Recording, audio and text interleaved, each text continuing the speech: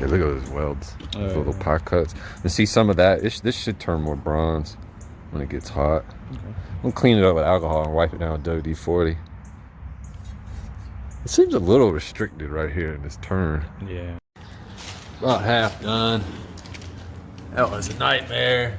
The headers, everything hooks together with the springs. It has flanges and its instructions weren't clear. Not really happy how hot they got this weld right here, but we'll put her on there here in a sec.